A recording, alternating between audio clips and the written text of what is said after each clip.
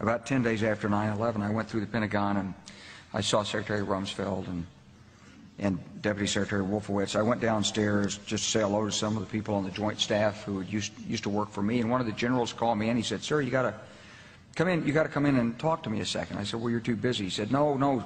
He says, "We've made the decision. We're going to war with Iraq." This was on or about the 20th of September. I said, "We're going to war with Iraq. Why?" He said, "I don't know." He said, "I guess they don't know what else to do."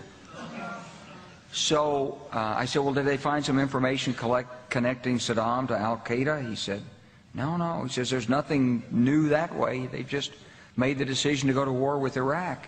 He said, "I guess it's like we don't know what to do about terrorists, but we've got a good military and we can take down governments." And he said, "I guess if the only tool you have is a hammer, every problem has to look like a nail." So I came back to see him a few weeks later, and by that time we were bombing in Afghanistan. I said, "Are we still going to war with Iraq?" And he said, "Oh, it's worse than that."